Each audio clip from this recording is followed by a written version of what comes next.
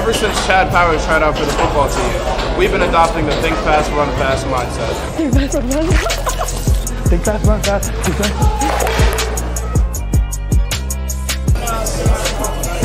Run fast, think fast, run fast. Oh, Chris! Personally, I think it works better on the football field. Ready, set, go. Think fast, run fast. Think fast, run fast. Think fast, run fast. Next time you come to Champs, just remember to keep your head on a swivel. For my day ones, they ain't in the studio over there.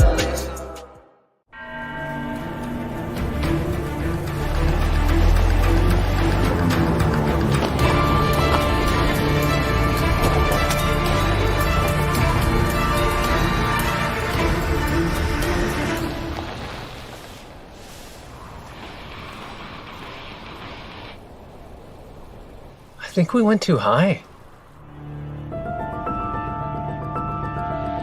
Kia, movement that inspires.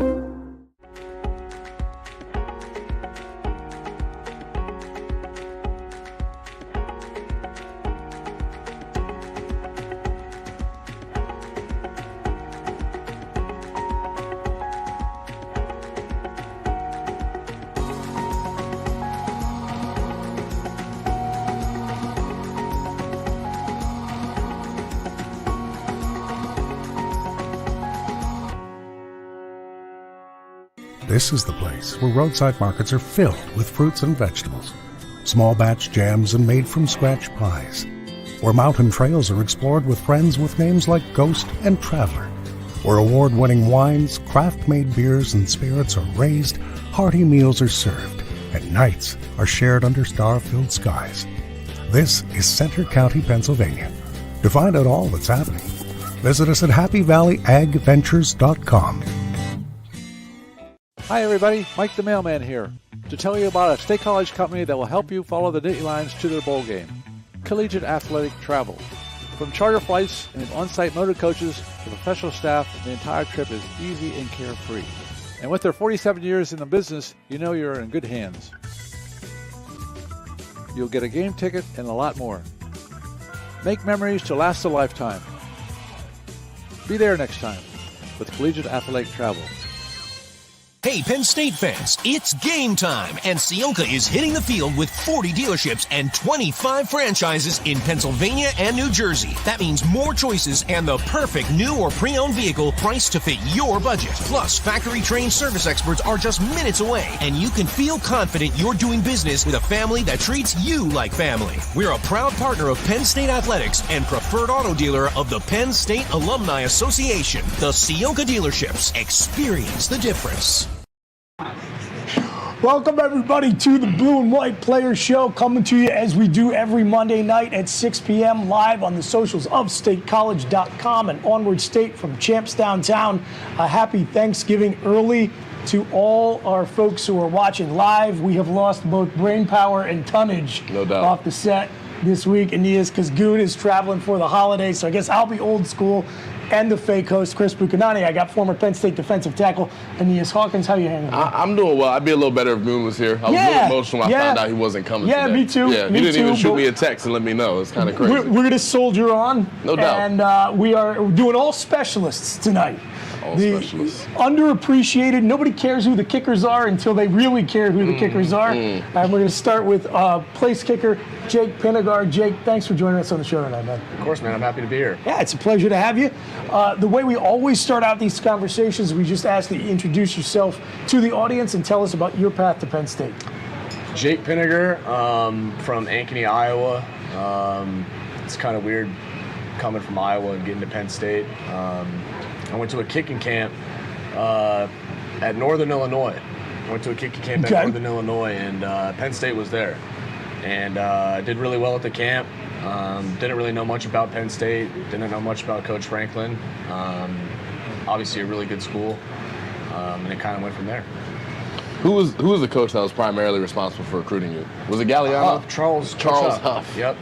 He's the head coach at Marshall now, and he was the special teams coordinator at the time and the running backs coach. And it was just him and Franklin at the camp. So talk a little bit about that initial introduction to Penn State. So you're coming from way outside the traditional recruiting footprint. Yeah. And you said you're not too familiar with the school or with coach. So what was that introductory process like? Yeah, so we hopped on a FaceTime after the camp that night, talked a little bit, and then about a month later I came out here for the whiteout camp, you know, like the big camp they do. And then I was the only kicker, so I kind of just kicked on my own. Coach Franklin watched, and then the next day offered me, toured everything, loved it. And yeah, here we are now. So junior, senior year of high school? This was going into my senior year. This was the summer going into my senior year of high school, yeah. Okay. Now, you were playing multiple positions in high school, correct? Mm-hmm. Yep, I played corner and I played wide receiver, and that's what I was originally going to do.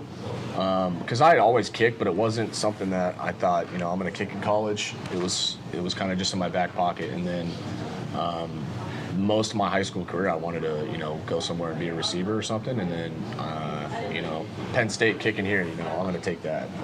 I forgot how good of an athlete you were. I mean, I knew you played receiver and corner. I was watching the game this weekend and saw you walk down homeboy. Unfortunately, yeah. Unfortunately, had to walk him down, but you did walk him down nonetheless. Kalen King kind of was getting in the way a little bit. I think if that guy had a straight pass, you don't think you were catching him? I'm not catching him. He kind of got slowed up when I had to jump on him. That was close, man. That was scary. Yeah, was it scary? Yeah, I mean, I was like, shoot, here we go. I got to go. Jake, your hat up a little. Oh, yep. Yep. Thank you. Yeah, it was. Thankfully, he didn't score, though. I mean, that would have been back-to-back, because Singleton had just done it. That would have really taken the air out of it. They ended up scoring on it anyways, but, yeah, it's whatever. Can I ask, I mean, obviously, I'm not a kicker. I never was a kicker. What are your thoughts like when you see the team's best athlete running in the open field trying to go score a touchdown? Is there any panic that goes through your body as a kicker? I mean, if I had time to sit down and think about it, maybe, but, like, it's just reaction. Boom, boom, you gotta go. It's reaction. I mean, if I'm kicking to somebody who's like a crazy good returner, really good running back, everyone knows him, then yeah, there's some intimidation, but it's more of a reaction thing in the moment. Yeah. So while we're on the topic of just talking through kicking scenarios, this season Penn State has had to play in some really terrible weather conditions, including some situations where you've been asked to come out and kick some field goals in distance where the climate is not on your side. Talk about that, like being put into that pressure situation where everybody is already watching you and then the environment's working against you as well. Yeah, it's just like, it's what you have to expect, you know, playing in the Big Ten in November, especially late. It's 100%. It's not going to be, you know, nice out. In the past couple of games, like you said, it's been horrible. But, you know, thankfully I got my man over there doing his job, you know, our long snapper doing his job, and they make it super easy for me. But it's something that you kind of got to feel out. Wind, I think wind is the biggest thing for a kicker. If it's raining or something like that, I mean, that does suck, but it's not the worst thing in the world. I think the wind is what you really got to focus on. But I think the biggest thing is just making good ball contact. That way the ball can get through the wind, and you know, it makes it easier. Can you break down for the viewers and for me, because I have no idea again what that process when you kick a field goal, it's in the wind or it's in the rain. You know, every position on the field has a process for every single play and how they approach things. What changes when you feel the wind blowing a certain kind of way when it's raining hard? How do you adjust? Yeah, I mean, it's challenging, especially it's, you know, the wind's moving all over. If it's right in your face and it's right, you're going right into it. I think the biggest thing is just making good contact with the ball. Because if you try to kick it too hard and you're going, man, it's really windy, this is 45 yards, I'm going to have to really kick it, that's not a good thing. You just got to focus on making good ball contact. But if it's swirling and stuff like that, sometimes you got to play it. Right? It's like golf a little bit. Sometimes you got to play the wind, put it up there and kind of let it go. But the biggest thing is just making good ball contact. That way, you know, the wind just doesn't completely destroy it. And along those lines, something I've always been interested about with your position in particular is that practically every other spot on the field, other than quarterback, you don't have all the eyes of the fans on you all at once. So you got the quarterback who's going to take every snap, and the kicker who's got to go out there. And a lot of times, well, I'm going to ask about icing the kicker in a second, but just in general, I'm curious what the experience is like and what you've learned to do over the course of your college career to manage the pressure and the scrutiny. Yeah, I think at first it's challenging. Transition from high school to college, there's a lot more eyeballs, obviously, and that's, you know, everyone's watching a kicker when they're out there on the field. I think it's just something that you kind of got to, battle through your first couple of years.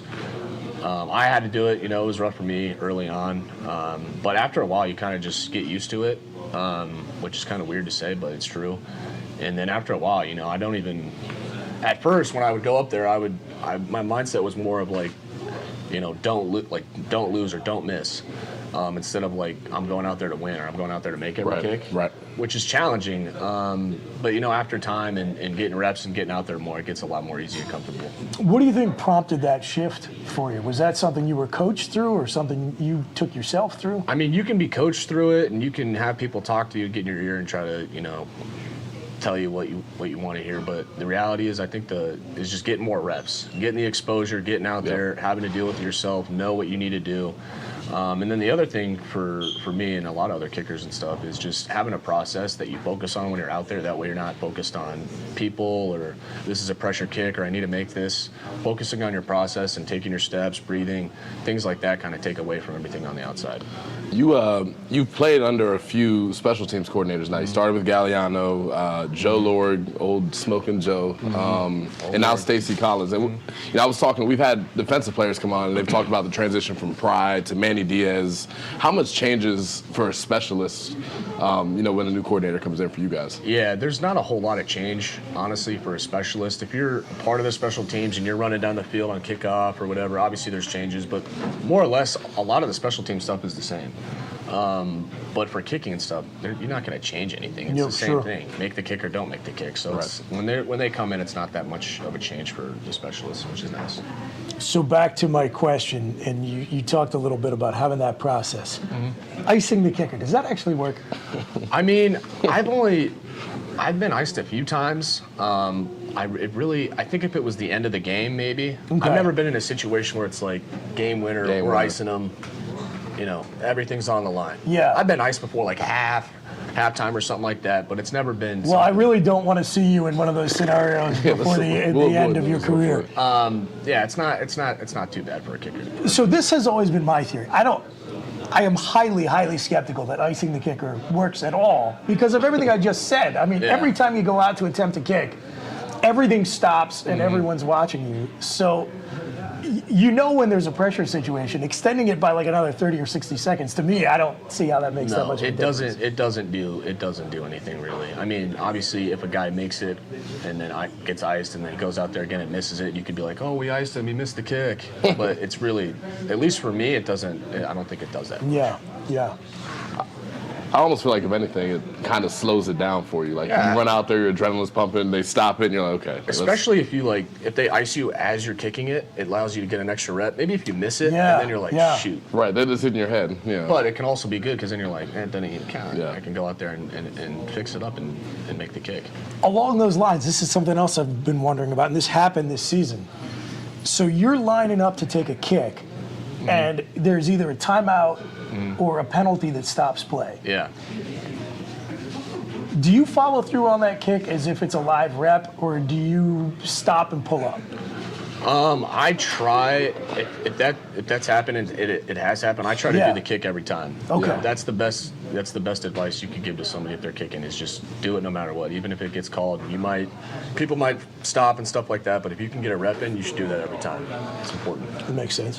One aspect of kicking at Penn State that a lot of people don't know unless you're there, and I actually love it. As a non-kicker, it's the best part of my week, or it was the best part of my week. I think it's Tuesday or Wednesday practice, whatever it is. At the end, Franklin blasts the music. He has everybody on the team distract as much as possible without touching the kicker. There are blow horns all over the place. Squirting water in your face. Does that prepare you for an in-game moment? Yeah, of course it does. It's added pressure. Anytime there's added pressure, it's going to help. And like I said, early on in my career when I first got to Penn State, we do that all the time. It was tough because it's something that you gotta get used to it. And the more exposure you have, the more comfortable you're going to be. And now we don't even do it. We haven't done it this season. Really? I don't think so. I'm going to talk to James about that. We're going to bring that back. We haven't done it that much. Well, we did early on, but we haven't done it. But after a while, you get used to it and get comfortable with it, so it's kind of like whatever. He's looking at you like, wait, a couple more weeks. Yeah, wait. There is no more time left. This is the last. Right. That's what I'm saying. I think I should talk to Coach Franklin, make sure you get to, finish your experience how you started. Yeah, I'll make sure we get that done. Some post-practice kicks for the running. For the running. Oh, man. So another question I have for you, Jake, is, and you've alluded to this a couple of times, I know fans have watched you go through an up and down journey here. So, you got some early experience, and then the kicking competition, you get sat down for a while, and then you stick it out, and now you're back into the starting role. Can you talk us through what that's been like for you? Yeah, it was different because when I got here, my first 3 years I started, played every game, and then going into last year, I hurt my back in the summer. I couldn't really do anything. Yeah. I was pretty immobile the whole summer. I didn't kick a ball since like spring ball till camp. Yeah, I remember that. I couldn't do anything. Yep. I had like a back brace on and stuff during camp, and it wasn't looking good. So I kind of saw the writing on the wall at that point. I was like, yeah. And Jordan, is really, really good. Sure, NFL draft pick, Yeah, right? So, but it was tough, but it was a good learning experience. I learned a lot. Saw a different perspective of things and stuff like that. But then I just, once I got healthy, I put my head down, went to work, and knew that I could come back and finish off my career the right way. Since you've had a chance now to get pretty much through to the end of that journey, or just about, reflect on that a little. What do you think? You said you learned from it. What did you learn? One of the biggest things I think is like when you're playing, you're so like caught up in just doing your job and trying to win, and not get criticized, that you kind of lose perspective of just how lucky and blessed that you are to even be in this position. And I think not playing and not having the focus of doing my job, it kind of helped me just kind of relax and understand that I'm really lucky to even be here, and just blessed to be at Penn State and have had the opportunities I've had. And then another thing it taught me is just trusting my process. It's super corny because everybody says that all the time, like trust the process, and people don't want to hear it. I'm a Sixers fan. I'm a big believer in trusting the process. That's a different kind of process. Yeah, different process entirely. I don't know. You gotta have to abort that process. We gotta refine that process. But it's true. It's really true. Like you got to do stuff every single day, so that when your time comes, you're ready for it. You know what I mean? And that's been the biggest thing. It's funny you say, now that you're getting ready for senior day, your career at Penn State's wrapping up, and now it's about appreciating the moment again. And it's funny because, and I don't know, it's weird. I don't know if you felt this, but at some point during your career, if you stayed for long enough, there's going to be a 6 month, a year-long period where it's just miserable, and you're not having fun, and maybe you're not as appreciative as you should be. What advice would you give to a younger Jake Pinegar who was going through, ups and downs and tumultuous turns of events? How would you coach him up? I would just, be present. Yeah. I think that's a huge thing. And our Coach Franklin talks about that all the time with the team, is be present and what it means to be present. And I think that's, if I could give advice to anybody, even a younger self, that's the biggest thing. Stay present. Take on each day and focus on each day. Don't focus on what's happened in the past or what's happened in the future, because that'll distract you. And I've been guilty of that. Just enjoying the moment, stop and smelling the roses. Each and every day. That'd probably be the biggest thing I would say.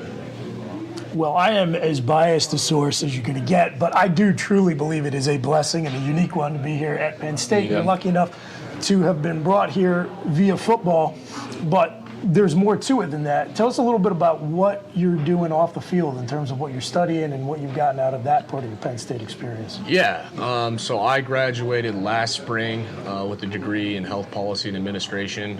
Right now I'm just taking courses for eligibility purposes, obviously. Sure. But the education here is amazing, and I'm lucky enough to have a degree and be blessed with that. But off the field, it's a lot of it is school and education, but a lot of it too is just the people and the friends that I have, the relationships that I've made and built, that I know will last a lifetime. That's been the biggest thing. This isn't as serious, but we're on the topic of academics. Oh boy. Jake Pinegar has the best Todd Kolka impersonation I have ever heard in my life. I'm talking about TK? Yeah, I've got it. Hey guys.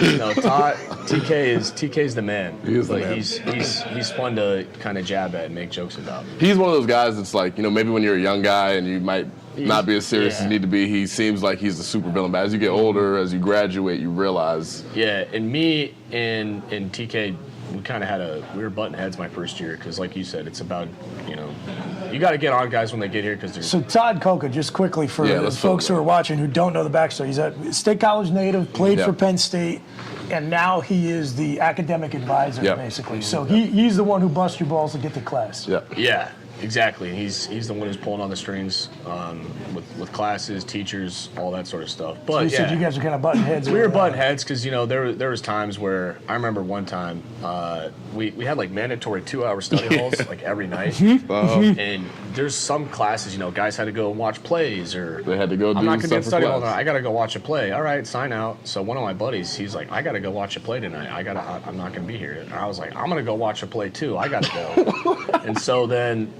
I remember this day so I get well. called in the next day by TK, and he knows it's BS. And he calls me at like 8 a.m. and he's like talking to me just normal, and I know I'm about to get my butt ripped. And he's just talking to me normal. I'm like, maybe he doesn't now. I don't know. And then he just snapped, and he started asking me like, what question? Or he was like, what direction did you leave when you left here? Like, what building was the play in? He knew I was lying, and then I was just caught up in it. I was like, yeah, I mean, he got me.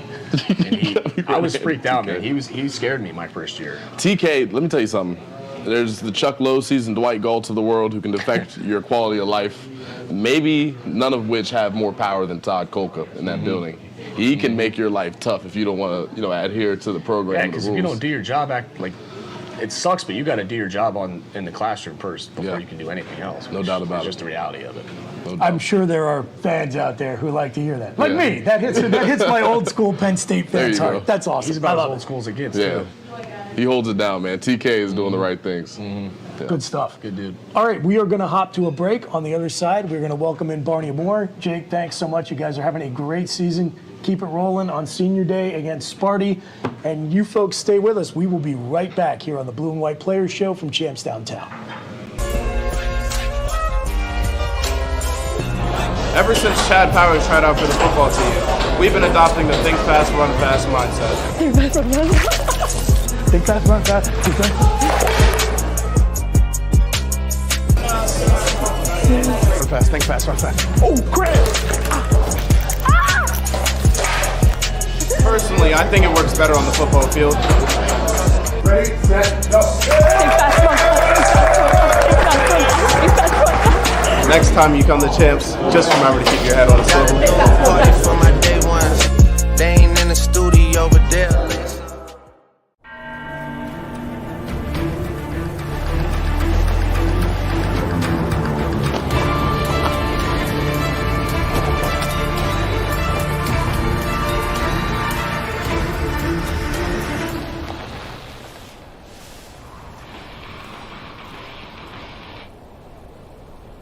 I think we went too high.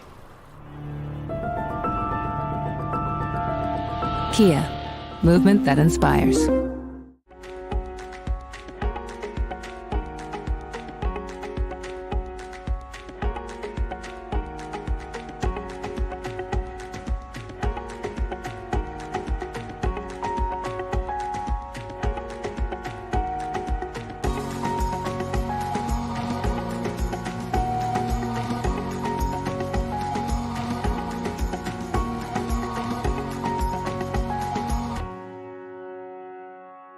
This is the place where roadside markets are filled with fruits and vegetables, small batch jams and made from scratch pies, where mountain trails are explored with friends with names like Ghost and Traveler, where award-winning wines, craft-made beers, and spirits are raised, hearty meals are served, and nights are shared under star-filled skies.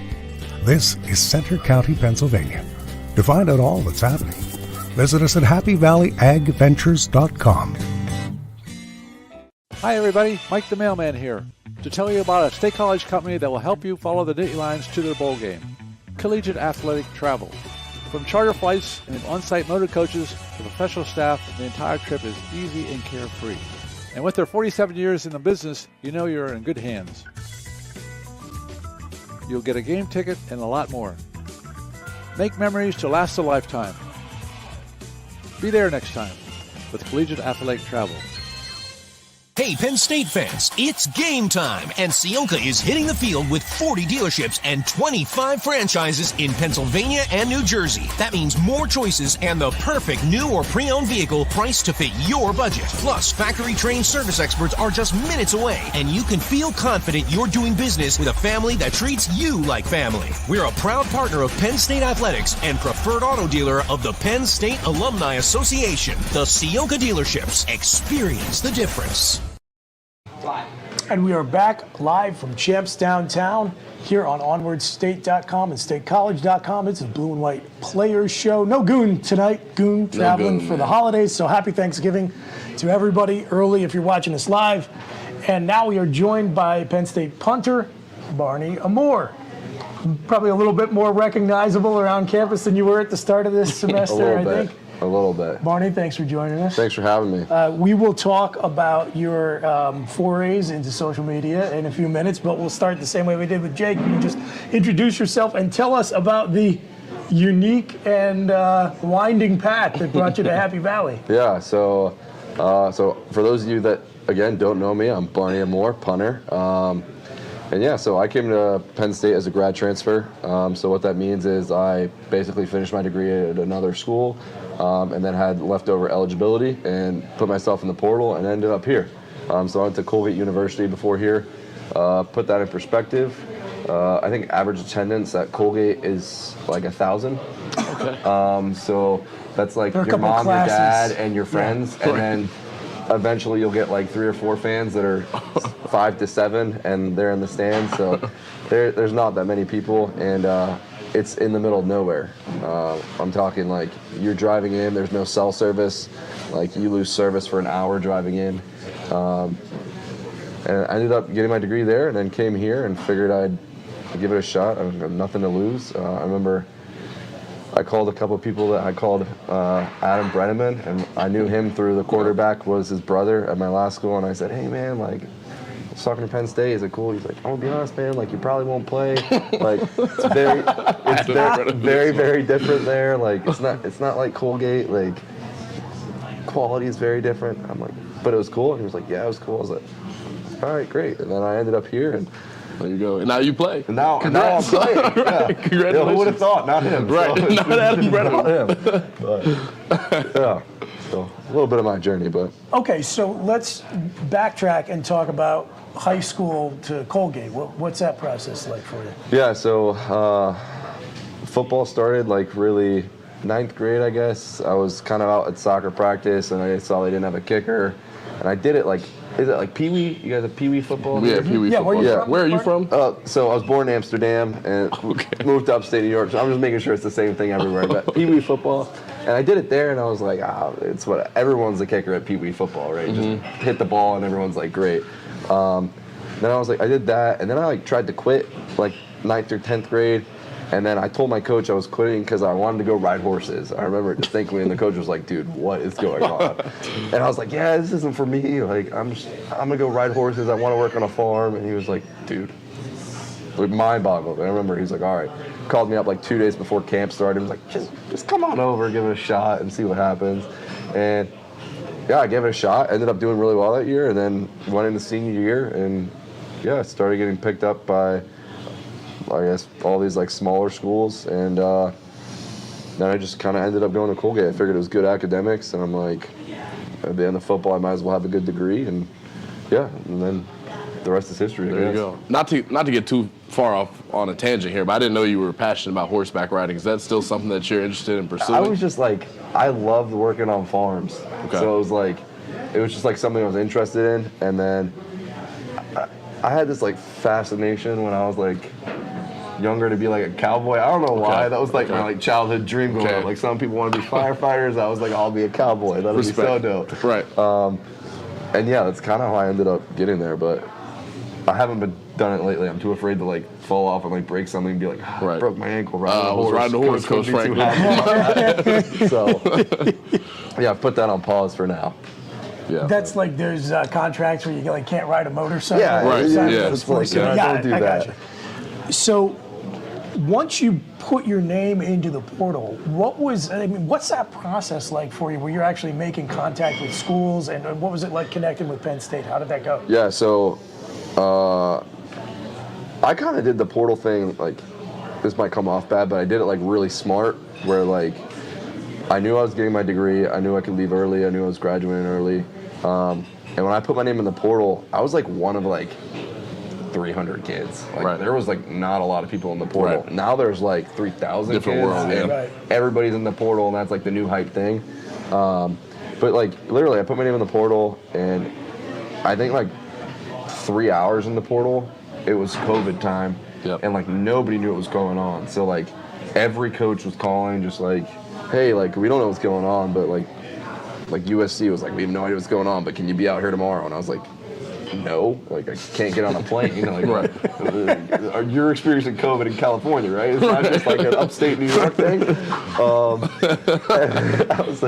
And then Penn State reached out, and sorry, tangent.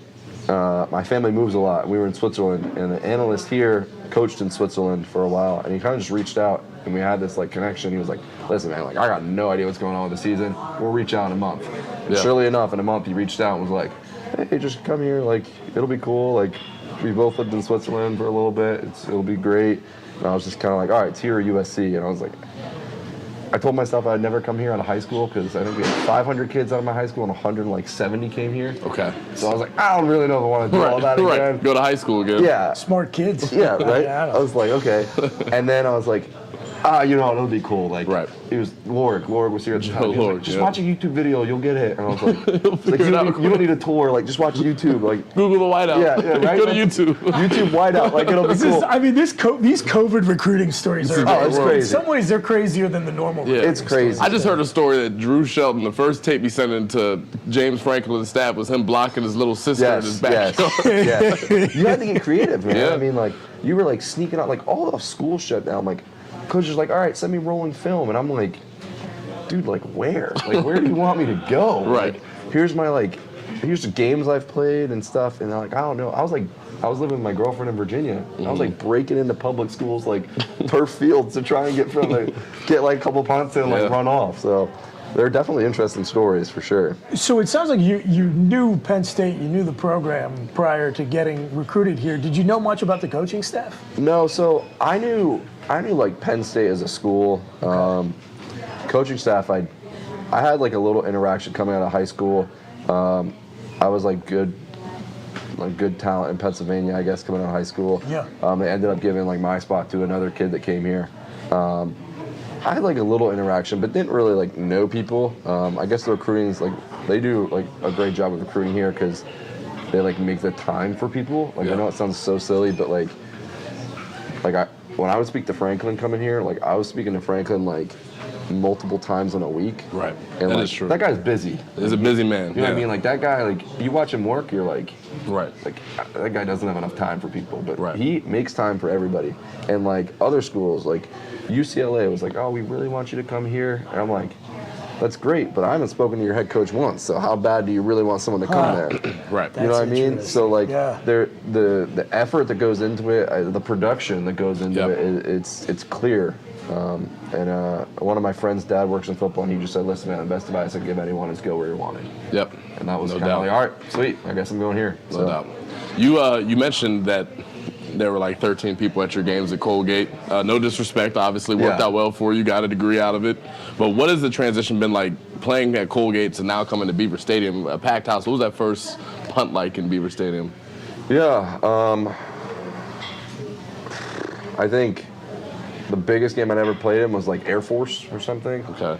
We went to Air Force and there was, I don't know, 45, 50,000 people there. Cool scenery, but not the same. You come to Beaver Stadium. Beaver Stadium was cool. And I think that the difference between like Beaver Stadium and going somewhere else is like when you're in Beaver Stadium, it's like packed, but you know like everybody's on your side. Right. Which is kind of like, that's like an interesting perspective to have, because like coming in to play here is very different than playing here and knowing that everyone's like supporting you. Versus like my first punt at Purdue, right? So that's like the first time I punted in like 2 years. Through the COVID year, I sat out behind Jordan, and then it was like, okay, it's my time. And like Purdue's like a big stadium. I remember like the first punt going out there and like walking off the field and just like completely black. Like I have no idea what just happened. I was like, they're like, how was it? I'm like, I don't know. Like I can't remember anything. Like no idea. All I know is like I hit the ball and people ran. It was kind of just. It's cool though. Like here, it's like you feel the support. You kind of feel like the fan base and the team. Everyone has your back. Yeah. So I was going to ask a little bit more about that, specifically the process of winning the job. And you know, Adam Brenneman, God love him. I'm glad he committed here at a very tough time, but missed the call on your chance to actually, you know, come here and make a big impact. So which you have. I guess like the biggest thing to me, similar to Jake, is you kind of just like got to put your head down and go. Like, did I plan here, coming here like for 2 years and expecting Jordan Stout to be the highest drafted punter in like, I don't know, 10 or 15 years? I don't really think anyone was really planning on that, to be honest with you. But like that was just kind of like the cards you're dealt. Yeah. So like, I said the same thing like after my first game. It's kind of like I had like an interesting perspective because I didn't play at all last year, but I went to every game. So I got every experience without the stress of actually performing. Right. There's value in that. Which is, it sounds so stupid, but there's so much value in gaining that experience, gaining the environment, seeing what's out there, kind of getting like your heart pumping, and then just like not having the stress of performing because it allows you to actually like enjoy everything. Yep. And I'm not saying you don't enjoy it when like you're playing, you're in the process, but there's definitely a different type of enjoyment. Because like you're like having fun with all your like teammates, you're there, and you're not just like sitting there thinking like, oh, I need to go out there and hit a great ball. I need to hit a great ball. You're like, you're there. You're just like every other fan that comes to a game and just, you know, puts their mind and soul into what you're doing. So, we keep talking about, you know, spending some time sitting behind Jordan and watching him do his thing. Was there any value in having a guy like that at the same position? Did you do any learning from him? What was that experience? Yeah. So like truthfully, I think at first when you come in, like it's hard because there's not like 3 linebackers that are going to rotate. There's like one punter, and that's just like, it is what it is. So it's like hard at first to come in from a different school and then like build a relationship that's actually like you're trusting that person. Hey, you're doing this wrong to do this. You're doing this wrong to do this. And like I was saying before, like I came in and I was downstairs in my like first day here, like Franklin brought us here for dinner. And like I remember Jordan came down the stairs, grabbed me and was like, let's go, you're coming to meet all my friends. And it was just kind of like, he's like one of those people, like even if you wanted to hate the kid, like you can't hate Jordan the kid, which is it really is. Like it's kind of one of those things where it's like, all right, and then like finally we kind of like, I remember he left for camp, came back, and we started day 1. And I watched him punt, and I was just like, all right, well, my role's a little different than I thought it was going to be. Like, it's a one punt. Yeah, I was like, I watched this kid just like hit a 70-yard punt, and everyone's face just went, and I was like, dude, what? And I go and I hit like a 45, 50-yard ball, and I'm like, oh, it's a good ball. And like, nobody's phased. Nobody cheers. Nobody's phased. Like, nobody's phased, right? Like, but like, that's like a really good ball. And it's like, Jordan would come out 65, and I'm like, I'm just like, this has got to be a joke. Like, how did I end up in this situation? But it was great. I ended up learning a lot from him. I remember calling him like day 4 of camp, and he told me something like when he was here, he's like, I'll just hold on to the ball longer. And like, it sounds so stupid, but like making changements after you've been doing it for a while is like, it's really difficult because you're breaking habits. And I remember like coming out, I called Jordan like right when I got in the cold tub because cold tub's mandatory. You know, they do their little check-in. I was calling Jordan. I'm like, dude, I held on to the ball longer. I know exactly what you're talking about. And it was just like this like weird click moment. He's like, I told you, dude, it's not that hard. And I'm like, yeah, well. So yeah, there's a lot to learn. I love that.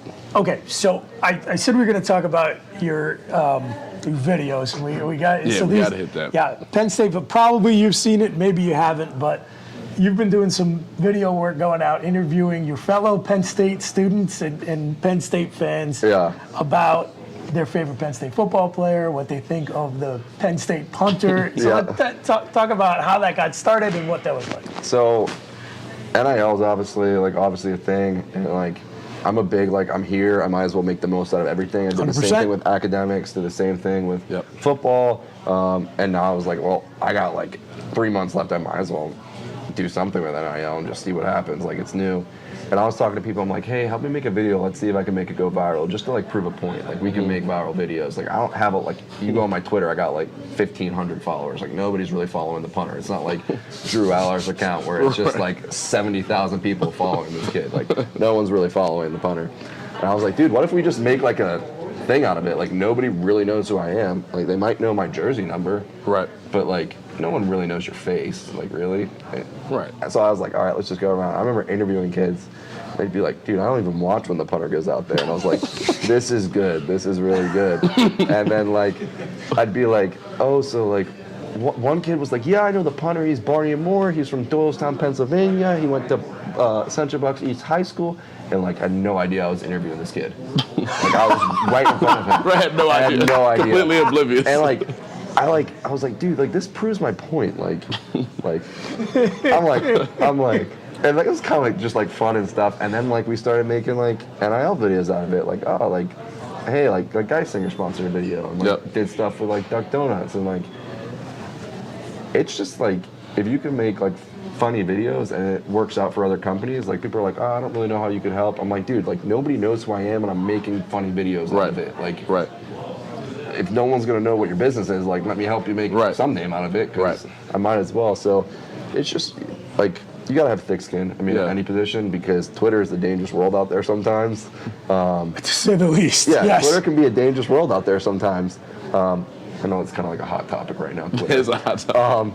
But I was like, listen, like if you just like, if you make fun of it all on your own, then like it just kind of like takes the control of everyone else and puts it onto yourself. So it's just like, you take all the leverage back and all the control. It's my jokes now, not yours. That's the cool aspect of NIL to me that I don't think gets enough attention, is that when we have a kid like you, who maybe people don't recognize if he's not wearing his jersey, maybe they don't recognize his face, but you're creative enough and personable enough to go out and still make something. I mean, I was a scholarship D tackle. I never had a Duck Donuts deal. They didn't call me. There are a lot of guys who are well known, may have a lot of followers, but can't execute on that.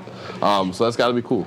You just make the most out of it. Like I said, you're there, you might as well do something with it. That's the biggest thing. I mean, like, there's so many opportunities. People are like, oh, like, dude, you're like a salesperson. Yeah. Like, you really are. Like, I mean, that's like, everyone's their own, like, independent contractor, and you're just talking to people. And hopefully you find one person that's like, oh, I know someone else. And if it works, it works. It doesn't, well, you weren't making money to begin with in the first place, so you have nothing to lose. We didn't lose anything. Yeah. That's perspective. And plus, you're in the Big Ten. It's a punting conference. It should be appreciated. Another thing. We have a live stream comment here from a Becky Clapper saying that punters are her favorite players on the team. There you go. Shout out Becky. Yes, Becky comments. Becky. You know, it's like I said, nobody cares who the kickers are until they really care who the kickers are. So that's my tease. On the other side of the break, we're going to have both our specialists joining us, and we will talk a little bit more about that. We will talk about being a student athlete in the age of social media, which I'm sure you can have some lively commentary on as well, Aeneas. So stay with us here on the Blue and White Players Show, live from Champs Downtown. Ever since Chad Powers tried out for the football team, we've been adopting the think fast, run fast mindset. Think fast, run fast. Think fast, run fast. Think fast.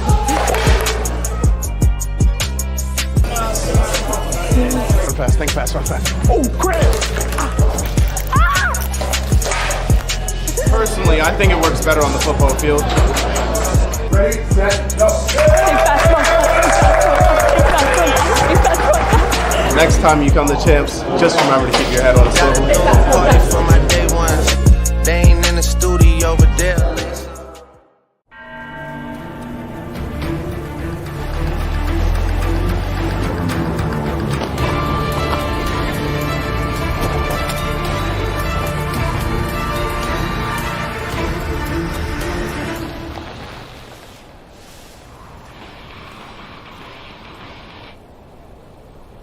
I think we went too high.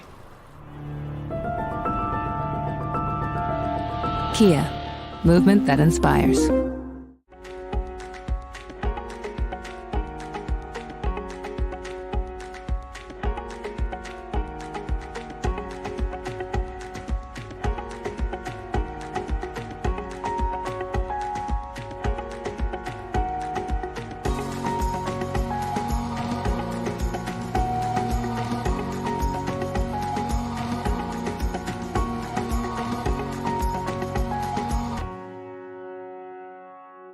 This is the place where roadside markets are filled with fruits and vegetables, small batch jams and made from scratch pies, where mountain trails are explored with friends with names like Ghost and Traveler, where award-winning wines, craft-made beers, and spirits are raised, hearty meals are served, and nights are shared under star-filled skies.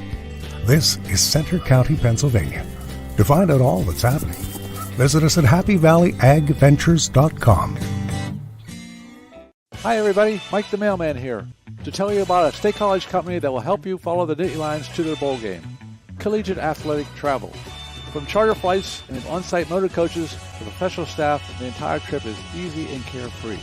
And with their 47 years in the business, you know you're in good hands. You'll get a game ticket and a lot more. Make memories to last a lifetime. Be there next time with Collegiate Athletic Travel.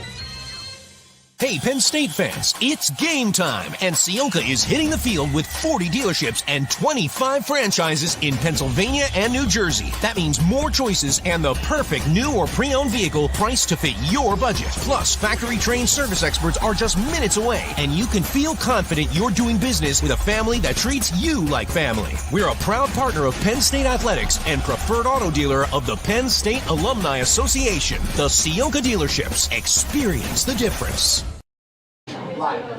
Welcome back. We're at Champs Downtown. It's the Blue and White Players Show. We're talking to Penn State specialists as the Nittany Lions are 9-2, looking to get to double-digit wins this weekend on Senior Day against the Michigan State Spartans. I'm Chris Bucconani. I'm joined by Aeneas Hawkins.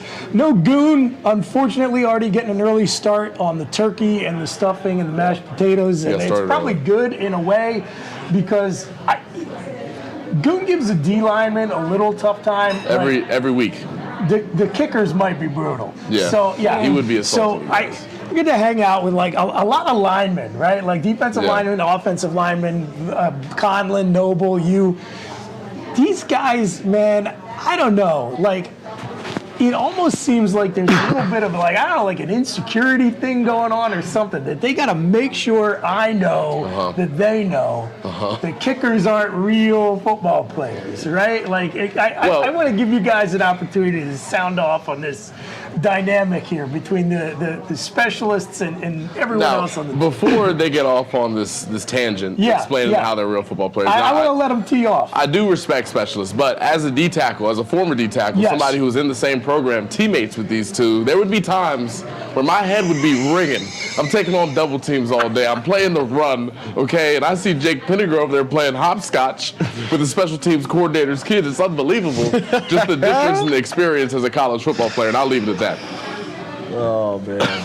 No, it's different. I mean, if I wasn't a kicker and I was somebody else, a receiver, somebody, I would think the same thing, though. Okay, I'd be like, this is BS. These guys are over here playing FIFA or going to the golf simulator. We're over here running wind sprints. It doesn't make sense. So I completely get their perspective. Everyone had their chance. No. Yes. Yeah. Look at Gabe. Gabe's 6'6", came in at 310. How many 6'6", 310 guys? Everyone had their chance. That's all I got. If I was built, I mean, maybe I wouldn't be. Maybe I'd be in your position. Yeah. But I wasn't blessed with the size, so I made the most of it. And now I'm punting footballs for a living. I like it. Right? I like it. Honestly, does it bother you guys? I mean, not really. I'm happy with playing FIFA. I don't need to go bang my head against somebody else who's 290 pounds all day. You guys, that's for you. I'll sit back and relax a little bit more, I guess. We'll hear your comments every once in a while. It's like, all right, dude, back to practice. We got we got a tournament to run. It does make people mad, though. Like, it really does. So people do get mad. I didn't realize how different it was. I was hurt last year going into the season, so I was going in and out from the field and inside doing rehab and whatnot, and I literally would like see them in the tubs in the middle of practice, stretching, listening to music, making jokes. I'm like, wow, those guys are out there having fun, putting their lives on the line. It's okay though. It's okay.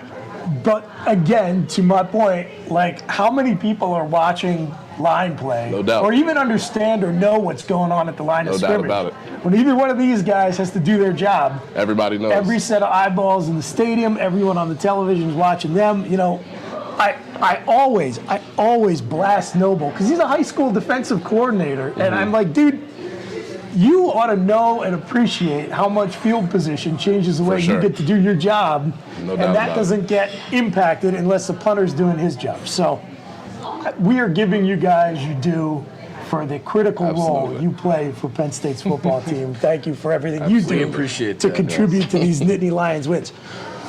Barney, I didn't have a chance to ask you in the last segment, but we had talked to Jake a little bit about process that he follows and the value of just having a repetition of the same steps over and over again. Is that kind of the same thing for a punter? Yeah, I think there's something called like mental cues. Basically, like it's the same thing, right? Like you go out there and just knowing, like, okay, like what am I going to do the same thing every single time to like get your brain like it hits like a switch that just says like, okay, this is what I need to do to perform now. Yeah. Again, like you can train, and some people thrive under pressure and some people don't, and that's like the difference between like really good and great players and people that are just like coming through a program, basically. But the process is different for everyone, right? Like mine's very different to Jake's. Yeah. Like Jake stretches like 25 minutes of practice, and I'm like 5 minutes, a couple knee hugs, and you're good to swing, go. and I'm like, all right, someone snap me a ball. But it's different. It's different for everyone. I think it's something you develop, and that's like younger guys. I've noticed, especially with myself, like younger guys struggle in that development of like building a process that works for them. Yeah. Because again, we're in a very different position where there's not 5, 6, 7 guys doing similar activities. There's only like 2, 3, and you're trying to build a process. But we also like there's very different body structures, right? So like I'm like a skinny like 6'1" kid, and then you look at someone who's like we were talking about like 6'6" and a completely different like weight category than me. Like his warm-up's gonna be very different than what mine is. And too, like what's different with kicking and punting is like at least kicking, punting you're gonna have more chances to get out there sometimes, but like I could sit on the sideline in 40-degree weather and not kick a ball till the fourth quarter. You know what I mean? So you gotta have a different approach than playing. It's very strategic. Can I ask, when those situations where you're not out there until late in the game, how do you stay locked in that whole time? That's gotta be tough to do. I mean, I do my best to stay where the heat is, on the heated benches. That's the biggest part of my process right now, to be honest, because otherwise it's game over. But I mean, you're locked into the game. You're watching the game. I pay attention when the offense passes the 50. If they're passing the 50, I'm ready. Other than that, though, you're kind of just, you know what I mean? It's different. Going back to that process for both you guys is different, and different guys have different approaches. Maybe young guys struggle to develop that. How did you develop your process? You just, it sounds silly, but you just like learn that works. So like I picked up something, me and Jake went to like a camp over spring break, was it? And I picked up something from an NFL guy that was there. Okay. And it was like, oh, I kind of like that. And it was just like, all right, I'll keep it. And then like, or like you'll do something and you're like, I don't even know why I'm doing that. Like that does absolutely nothing for me. A lot of trial and error. Yeah, and then you're just like, oh, I like it, and you put it in this pile, and you're like, oh, I don't like it, in that pile, and then you just like, you slowly start seeing things shift, and then once you kind of think, oh, I think I got it, then you just do that for a month. And you're like, if I feel good throughout that month, then I'm sticking with it. If I don't, then I need to go, like, refurbish it again. It's basically self-taught, it sounds like. It's self-taught, and a lot of it, too, like he said he picked something up from an uphill guy. Yeah. I've done that, too, where I see different aspects of different people's games that I like to try to incorporate into my own. And if I don't like it after a while, then I'm not going to do it. But then if I do, and it works for me, then I keep it. And I just nitpick different things from different people and use what works best for me. So now I'm going to shift gears totally. I talked about it before the break. I just want to get a little insight from you guys about what it is like playing big-time college football in the era of Twitter and social media, where you've got a direct pipeline to the fans and vice versa. I mean, I'll tell you right now, I'm not a big social media guy. You are a smart man. I'm not. Yeah. I'm obviously on it. Everybody's on it. But I don't post a lot on Instagram. I'm on Twitter, but I'm not.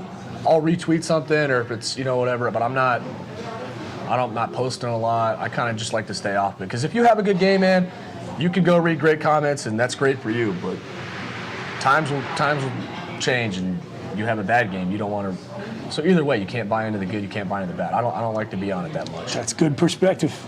During the season, especially. Mike Yersis, what does Yersis call all the social media stuff and the praise and criticism? He calls all of it rat poison, right? Mm-hmm. Where it's like either way, all it does is distract you from that process you guys are talking about, it seems like. And it's just talk. Like, people talk all the time. Yeah. But it's written down, so it seems like it means more. When you read it, you're like, dang, like that. But it's just talk. Like, people talk all the time. But it's just written down, so you perceive it differently. Yeah, I'm a little different. Indeed. I just kind of have fun with it because, like, this weekend, I didn't start off too strong. And, like, you go through and I, like, love reading everyone's tweets, like, oh, he's atrocious, or, oh, we can't trust him at all. And I just like him. So they know I've seen it. And then they'll retweet again after you do really good. Oh, I spoke too soon. Or, oh, I did this. And the best part about it is none of them will put a picture of themselves in their profile. Right. It never is. But they're also taking the time to talk about you. So it's just like you got to have there's not a lot going on if you're tweeting at a 20-year-old for making a bad tackle. No question. Hitting a punt, and you're tweeting, and you're taking the time to tweet that. That's a joke. It's cool, though. It's.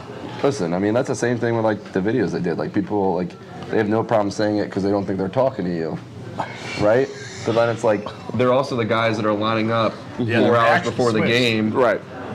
To welcome you into the tunnel. Right? So it's the same dude. Yes. Right? So it's the same people. So, just so I understand, I love that, by the way, that you have the sense of humor to do that, to like the critical tweets. But then they feel like, oh no, he caught me. Now I got to say something nice back after you like the tweet. Is that right? I mean, okay, so, like, someone put something on there like, oh, like, we didn't start off too strong, but we can't trust Barney to go out there and shank another punt. So I liked it. And then I went out in the second quarter and hit a 55 or 58-yard ball. Right. And he's like, I spoke too soon, King. Like, it was overreactionary. And, like, I get it. Like, people are, like, brought into the game. But, like, if I did it at school or in a workplace, like, that's not flying. Right. But it's cool because it's on Twitter. Right. So it's like interesting. There is a weird, nonsensical set of rules that works in the Twitter between space of Twitter. People like to be sure. negative. People negative. Like, if you're negative, that's what draws attention and eyeballs. If you're out there being positive all the time, knowing that annoys people. They don't want to hear that. You want negative. You want controversy. You think that's a big part of it? Is just people looking, feeding into negative. There's a energy behind it. When someone's bashing on someone and you're like, yeah, he does suck. I'm going to tell you guys right now. This is if I can pass no other piece of wisdom along to coaches and players this season, it is this. And this is coming as a diehard, lifelong, like cradle to the grave Penn State football fan. Fans are morons, okay? Like, we're all dumb, and never more so than when we're following our favorite team, because that is pure lizard brain emotionality. It's all emotion. So the whole dynamic of I am screaming and hollering at this bus full of, like, people who are less than half my age, like going to college. Like, that's insane. I do not understand in any way the logic that makes any, like, grown adult human being use their phone to send a personal message to a football player or a recruit or whatever.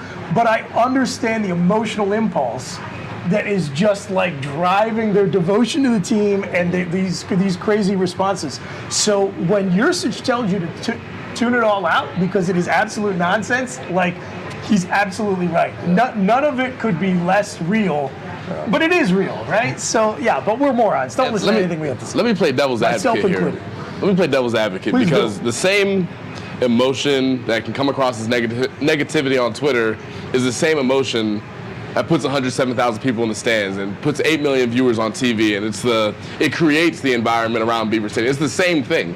And it is a paradox of human stupidity, is what it really is. Yeah, no doubt. And like, fan behavior is driven entirely by this primal emotional drive. Yep. And Miller Lights, Busch Lights. and then you crank it up with every hour between when they open the lots and when the game kicks off. And fortunately, now that the evil empire of Fox has gotten away from televising our games the second half of the season, we've been getting more late kickoffs, which I like as a tailgater. But yeah, I think you guys both have two different approaches, but smart both ways, because you can't let it infect your process or your life. But like you said, it's the same people that put the 107,000 people in Beaver Stadium. Like, to me, either way, like, that's just at first it may seem like someone's attacking you, and they are attacking you, but like after a while, it's like that's just how it is. That's how it is at every school. That's just the nature of college football. That's just how it is. Yep. It's just, you have to accept it. Take it for what it is, I guess. Yeah, and probably worse in some sports and in some other places than it is here. And it's not great at Penn State sometimes, unfortunately. But it's a different world. It is a very, very different world now that fans have this direct pipeline to be able to lash out instantaneously out of emotion. It's crazy. So all of you guys have my respect for going through all of it, right? Like, because when Goon and Noble were playing here, if you were really pissed at a Penn State football player, you had to like sit down and handwrite a letter and send it in the mail. It's not I feel like the that same might hurt thing. a little bit more. I have gotten one letter, and it got sent to my sister's workplace. That's crazy. That is crazy behavior. That is a little nuts. That's nuts. But that's a time, man. Yeah. No, but it was like this, like, it wasn't like crazy like hate mail. It was just this like huge like handwritten cursive letter. It was just like it was. I mean, it was by the lady that said she loves the punters. Yeah, hopefully. She's the one who sent it yeah, to no, it was not on Becky. It's crazy, man. Like, it's people love Penn State football, and that's just like it goes both ways. It's like, awesome that they love it. You know what I mean? It does. It goes both ways. Like, when you're doing great, everyone's got your back, and when you're doing bad, they'll be sure to let you know. And there's people that got it worse than kickers and punters, I promise you. It's not D tackles, man. Nobody ever knows when you mess up. Nobody can ever figure it out. That was the best part about having my mom at the games, man. She had no clue. I could let up an 85-yard touchdown. She did so good. Thanks. Let's go home before I put the hood up and just start walking. Let's get out of here. Well, it's good perspective, and I appreciate you guys opening up about it. I appreciate you having us or being here with us a week of Thanksgiving. This has been a super fun season for all of us fans. We've been watching you guys. We are all dreaming of Pasadena, as I'm sure maybe you are too, but you don't want to talk about it just yet. There's probably some help you need to get, but I'm sure Coach would just want me to say the only thing you guys can do is focus on 1-0 this week. 1-0. Right? Mm-hmm. Get that land grant trophy. Get that land grant trophy back. The land grant carved out of the side of a wooden desk. Beautiful trophy. Plastic on it. Yeah, beautiful. Absolute nonsense, but we love it, and most importantly, we love Penn wins. Yes, we do. So, exactly. Barney Amor, Jake Pinegar, congratulations on a great season so far. Good luck on senior day and wherever your season may go afterwards. We appreciate you. We appreciate you, our audience. We've been telling you about Barney's video, and we're going to take us out with that. We hope you all have a wonderful, safe, happy, healthy Thanksgiving, and enjoy a beatdown of Sparty shortly thereafter. Thanks for joining us. It's the Blue and White Players Show, live from Champs Downtown. Have a good one. We are Beat Sparty. Hello everyone, I'm Barney Amor, punter for Penn State football. Thought we'd walk around today and ask people how big they are of football fans and see what they really know about the punter. First guest for today, what's your name? Jordan. What can you tell us about Penn State football? The atmosphere here is like so crazy. I'm so excited this weekend for the Whiteout game. It's electric, insane, and messes with your mind. 5-1. I think it's really fun. I love going to the games. The games are fun. And who is your favorite player? Nick Singleton. Gotta be Singleton, for sure. Jahan Dodson. Abdul Carter. I don't have one. Joey Porter, baby. Joey Porter. Nick Singleton. Sigler. And what do you know about the punter here at Penn State? I think he's pretty good. Who the hell's a punter? Oh. Like, I don't know who the punter is. I think he's good. I average. I don't think I pay attention when he goes down. Okay. I think you should kick it farther. Yeah, he should kick it farther. The last time there was a game, someone said he was bad. Barney Amor, he's cool. Oh, sweet. Is he good, bad, or what? I think he is good, yeah. I mean, like, he's fine. You know, I'm a soccer player, so I stand there and I'm like, I think I could do that. Our punter's not the best. Well, no, let me correct myself. The punter is pretty good, but I didn't see much of him actually, like, doing anything. Guys, I'm Barney Amor, punter for Penn State. It looks like I've got some work to do. And looks like we have some more work to do. We've got some work to do. Oh, it looks like we've got some work to do. No way. Thank you. Thank you. I'm sorry. I didn't recognize you. I love you. Awesome. I appreciate your interview. Thank you. Terrible. Oh. You caught me. I'm glad you didn't hit on me. Thank you. You're great, Barney. Thank you.